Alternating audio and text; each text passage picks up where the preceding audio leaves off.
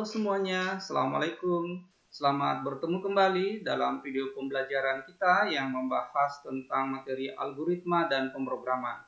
Masih bersama dengan saya, Saharul Adisa. Di video kali ini kita akan bahas kelanjutan dari video sebelumnya yang membahas tentang notasi algoritma, yaitu dengan menggunakan notasi algoritma menggunakan pseudocode. Pseudocode itu adalah cara atau langkah-langkah dalam menuliskan suatu algoritma dengan menggunakan kode yang tidak terikat dengan bahasa pemrograman tertentu. Kata pseudocode itu merupakan gabungan dari dua kata, yaitu pseudo yang artinya menyerupai, mirip atau imitasi, sedangkan code itu artinya kode dari bahasa pemrograman. Sehingga biasanya algoritma yang kita buat dengan pseudocode itu biasanya mirip atau menyerupai dengan pemrograman yang sebenarnya. Namun di dalam pembuatan algoritma pseudocode itu sebetulnya tidak ada aturan baku dalam penulisannya, dan bahasa yang digunakan itu berbasis pada bahasa pemrograman seperti bahasa Pascal, bahasa C, atau bahasa BASIC, atau bahasa-bahasa pemrograman yang lainnya. Fungsi dan tujuan daripada pseudocode itu yang pertama adalah mempermudah penggunanya dalam memahami dan memperjelas cara penyelesaian suatu masalah. Selain itu, pseudocode itu juga akan difungsikan sebagai alat dokumentasi. Sehingga nanti pada saat kita menyusun programnya, itu sudah lebih memudahkan kita. Dan yang berikutnya adalah pseudocode itu membantu penggunanya dalam menuliskan suatu algoritma yang akan dibuatnya. Dan dengan menggunakan pseudocode, itu akan memudahkan kita karena tidak bergantung pada satu sistem tertentu, dan juga bentuk dari pseudocode itu termasuk ringkas dan sederhana, sehingga itulah yang diharapkan dari satu algoritma, di mana algoritma itu tidak boleh berbelit-belit dan tidak boleh kompleks. Ciri daripada pseudocode yang pertama merupakan sebuah tanda, notasi, atau kode yang mirip dengan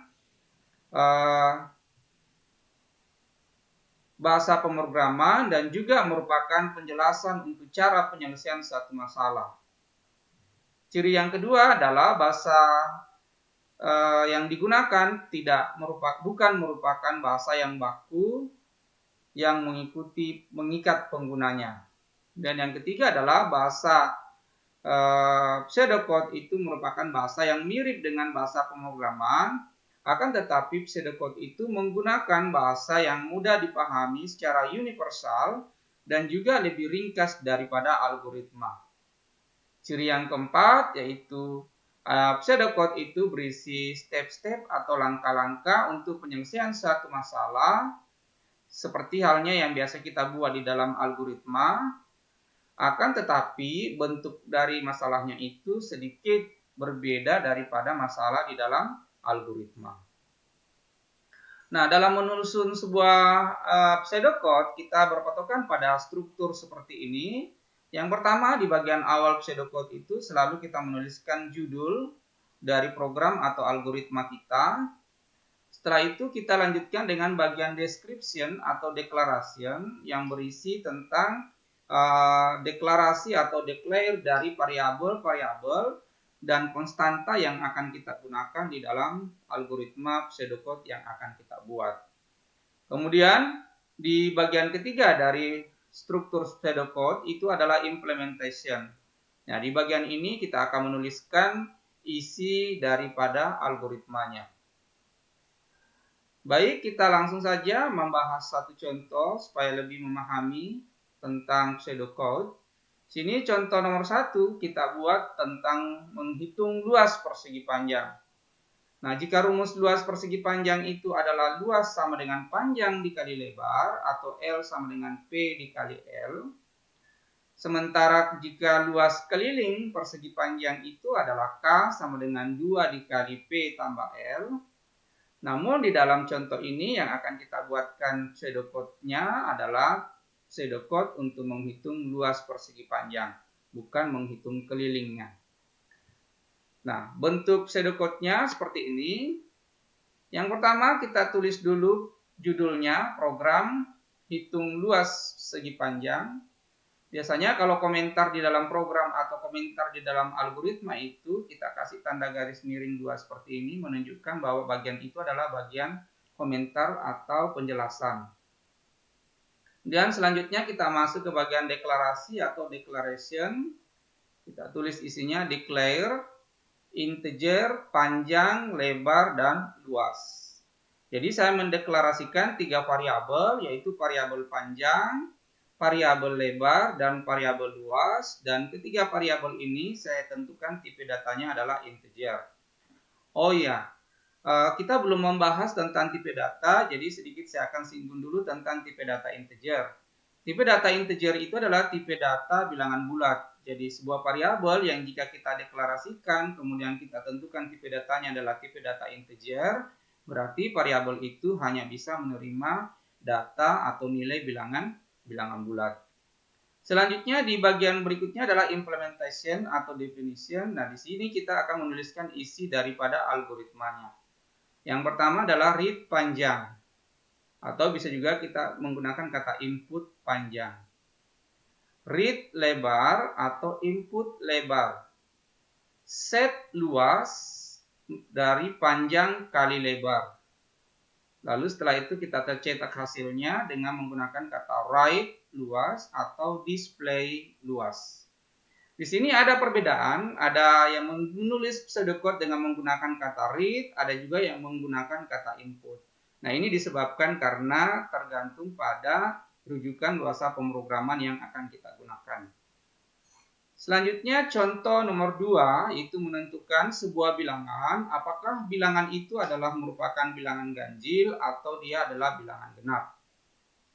Sebuah bilangan itu disebut bilangan genap jika kita bagi bilangan 2 bilangan itu dan sisa hasil baginya adalah 0.